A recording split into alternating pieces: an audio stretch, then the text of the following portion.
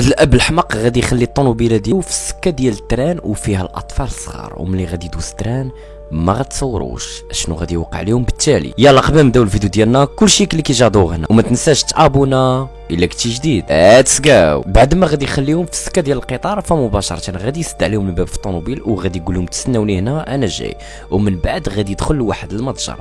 اينفوا غادي يدخل داك المتجر ما غادي يشري حتى شي حاجه، فقط كان كيتسنى غير الوقيته اللي غادي يجي فيها التران، وفي نفس الوقت غادي يمشي عند داك صاحب المتجر وغادي يسولو على الوقيته اللي كيدوز فيها التران وغادي يعطيه الخبار ديالو. وهنا دوك الاطفال عارفين باللي القطار غادي يدوز من ديك السكه وغتكون الحياه ديالهم في خطر، لذلك غادي يطلعوا من النافذه وغادي تبان لهم باللي العكس ديال السكه، يعني ديك البوطونه اللي كتغير المسار ديال التران بعيده عليهم. لذلك غادي تطيح عليهم واحد الفكره كيفاش غادي يوصلوا لها بالزربه. غادي ياخذوا الحبل وغادي يحاولوا انهم يديروا الخطه ديالهم، غادي يربطوا مع واحد الشيء وفي نفس الوقت غادي يديروا عده محاولات باش داك الزر غادي يوصل ليه داك الحبل، وغادي يديروا هذه القضيه المره الاولى الثانيه الثالثه حتى غادي يغيروا المسار بعد محاولات كثيره. والاب في نفس الوقت كان متاكد 100% بلي غادي يدوز التران من ديك البلاصه وغادي يسالي معاهم. بعد ما غيروا المسار ديال التران فمباشره الاب كان عنده واحد الامل كبير بلي التران غادي يدوز على ديك الطوموبيل، لكن فجاه غادي تغير المسار ومن بعد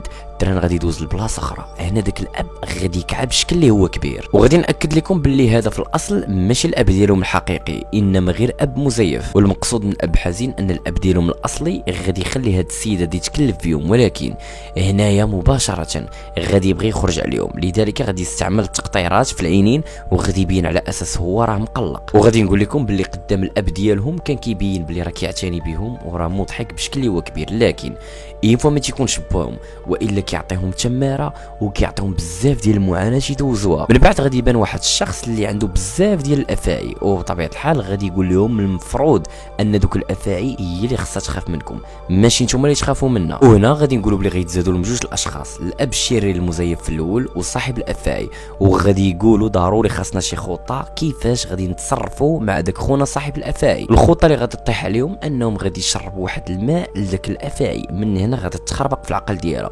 وواحده منهم غادا تعض صاحبها حتى غادي يموت. واللي بغى يتفرج في هذا المسلسل هذه السميه ديالو كيف ما كتشوفوا. واش اخبارك بلي النبي الذي خلق من الهواء هو عيسى عليه السلام، لقوله تعالى بسم الله الرحمن الرحيم، ومريم بنت عمران التي احصنت فرجها فنفخنا فيه من روحنا. واش اخبارك باللي حاضنه النبي محمد صلى الله عليه وسلم هي ايمن، وان اول من طاف الكعبه المشرفه هم الملائكه، وغتشهد عليك يديك يوم القيامه الا كتبتي في كومونتيرات كلمه سبحان الله. واش اخبارك باللي الا قريتيها وبارطاجيتيها مع الناس عندك اجر عند الله عز وجل. الا كنتي من المتابعين ديال المعلومات الدينيه كنصحك انك تخلي لي متابعه.